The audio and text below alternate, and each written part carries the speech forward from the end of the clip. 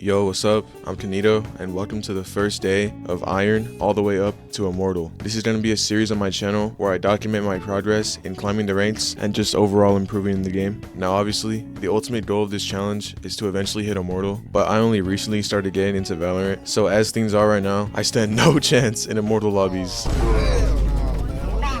But since then, I've been trying to improve in the game every day, and taking my skills into comp seemed like the best way to see how far I've come. So I did my placements and I got placed bronze 1. But I know I'm better than that, so the first goal for this series is going to be trying to climb my way out of bronze. And in case you weren't aware, Valorant is a team-based competitive shooter focused on precise gunplay and using your abilities to isolate fights and give your team the advantage.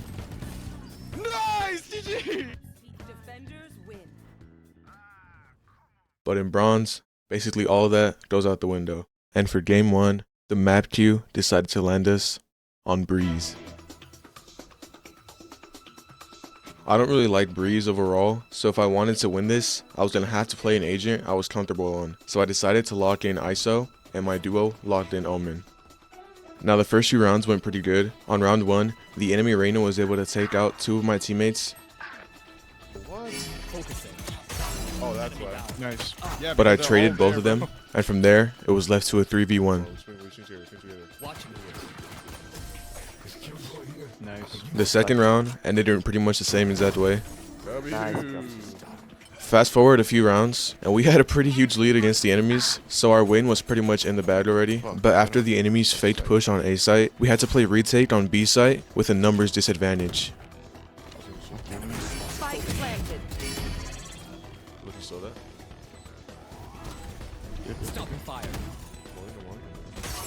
What? They're there? Get back there. Last player standing. One on site, one probably ladder.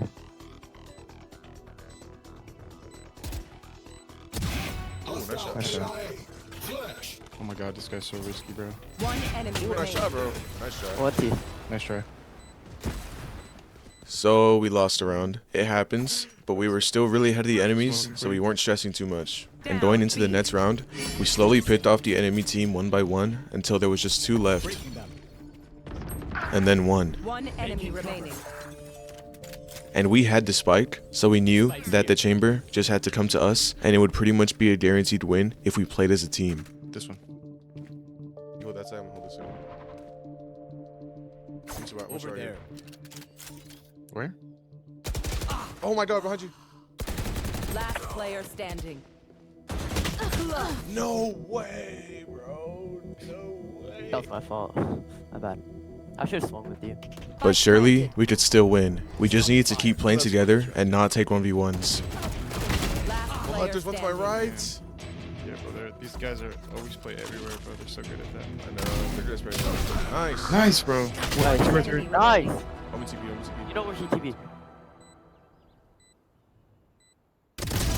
Nice! Good shit, bro! Yeah, so we might have came really close to losing that round, but Archaea was able to clutch it up for us and take us into the second half with a 4-round lead. Go so far. Skill covers the rest.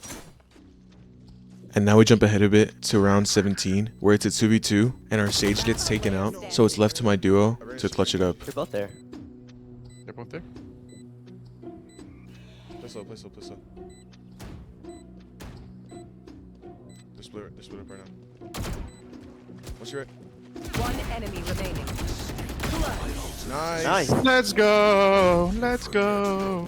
So obviously my duo was a bit hyped that he clutched it up, but the next round wouldn't be so easy for us. Me and my duo were executing on A site, and it was going well, but if you look at the minimap, one of my teammates is still in spawn, and 2 of them are on the flank. One's bridge, one's bridge.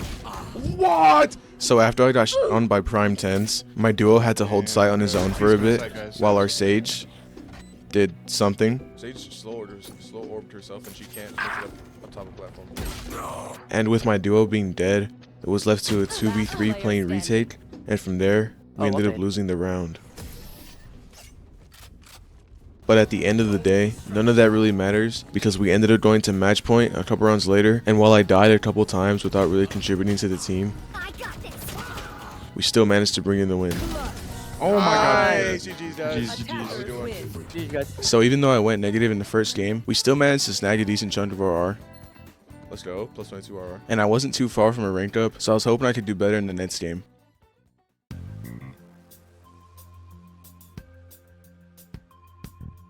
Going into game 2, we still had a good mental, but honestly my aim was not all there. Fuck, I'm fucking trash, bro. And our teammates also weren't doing their best, to say the least. That's wild. What are you doing?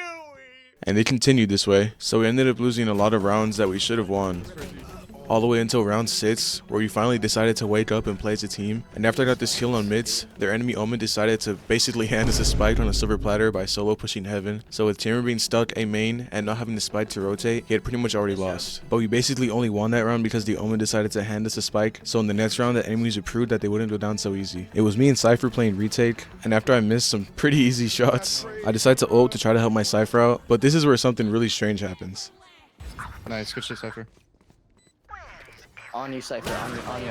Am I tripping balls? Now, obviously, I'm not the most experienced Valorant player, so this might look normal to someone else. But even in editing, I can't really understand how this Chamber got here. And let me show you why. After he killed me, his last known location was running up the stairs towards Market. And you can even faintly hear him reload a gun coming from the same general direction.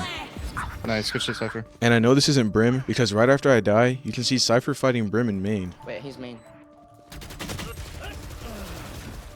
You can argue that he just walked back onto site after he killed me, but not only is it pretty unlikely that he just walked up Market and did a complete 180 to play deep on site, but he would also have to do all that without making a footstep for me to hear him, and within the 2 seconds between me being dead and me popping my ult. So just how did this Cypher do this? While I'm sure a replay would help, this game took place a few weeks prior to me editing this video, and I never downloaded the replay, so it's basically long gone. But if you have any better ideas, be sure to let me know. But as for the rest of the game, it was pretty uninteresting. We managed to bring the score up 7-12, and we were pushing mid, but there's 2 things that went wrong here. I was on an eco round, so I shouldn't have been taking any long range fights with my Spectre, and I should have just smoked off the enemy's choke points so we could rotate onto A site. So with weaker guns and us being stuck in mid, we end up getting collapsed on from multiple different angles. And after I got taken out by this operator, we ultimately can't recover, and we get our first loss of the series. Last player standing. Damn, bro. GG's. Defenders win. That's tragic, bro. So obviously there was a lot that I could have done better in that game. I could have just cleared both angles when I was peeking the chamber. I could have smoked off mid so we could rotate. And overall I could have just hit better shots. But there's no use in harping on any of that because the game's already over. So all we can do now is just play better in the next game.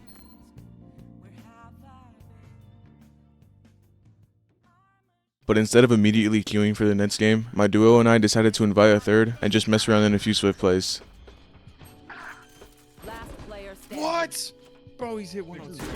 Don't worry, agents. Just hit 102. I got this. Bro, you're so dumb. Why are you just would he not beat you? Oh my god. Don't worry, team. I'll get him next time. Although it's easy to get caught up in a game and get upset over losses, I think it's important to take a breather from all the competitive action every now and then and just have some fun with friends. I initially wanted to do this challenge alone, and there's a few games I do end up playing alone, but it always ends up feeling better when there's someone there to share my accomplishments with. Valorant is a game heavily focused on team efforts, and having one good teammate can really boost your morale and make the game fun again, even after the toughest losses. So if you're watching this and you're about to queue for a game, consider bringing someone with you. It doesn't matter how good they are, because games are about having fun. Now back to the games. I'm not gonna lie, a lot of these are pretty uninteresting, so I'll just do a quick speedrun of a few games and show you some highlights from them and whether or not we won, plus the RR gains and losses from each game. One enemy remaining. Let's go! One enemy remaining. Defenders win. Can't swing this. Holy fuck, look at that raise. They're gonna be tower.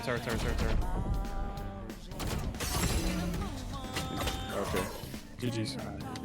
Attackers win.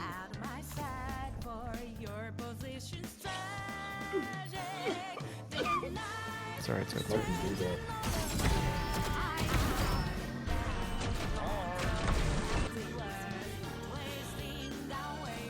left. Nice! GG! Defenders Hell yeah, bro. GG guys. Oh my god, flash me animals. And Phoenix. One enemy. Nice. One enemy remaining. Have a great night, guys. Good night. You too. Hell yeah, dude. What a freaking game, man. These last like few games have been crazy, bro. Okay, now back to me. These games took place over 3 days, and after those 3 days, we won 4 games and lost 3. My duo is now Silver 1, and we ended up at Bronze 2, which is a rank higher than we started. So overall, I'd say part 1 of this series went pretty good, actually. But obviously, there's a lot I need to improve on. For example, I need to get better at strafing between shots. I need to stop slipping in when I shoot. I need to improve my general aim and overall game sense. And that's just the very tip of the iceberg. But I have something to confess. All the gameplay you just saw was over a month old, and after those games, my duo sent me a guide for better mechanics in Valorant. My duo, who's employed and has a stable job, is sending me guides to improve in Valorant. That is just, it doesn't get worse than that. So obviously I couldn't let that slide, and since then I started aim training, I started doing warm-up routines, and I honestly think it helped me a lot. I don't have time in this video to show you guys my improvement, so you guys are just gonna have to trust me for now, but you guys will see in the next video that I've definitely improved. But anyway, that's pretty much it for this video. So if you guys did enjoy it, make sure to like and maybe subscribe too while you're at it. And this was my first video, so do let me know in the comments what you guys thought about it, because you know I'm curious to see what you guys think. But I've been Kinito. Thank you guys so much for watching, and I'll see you guys in the next one.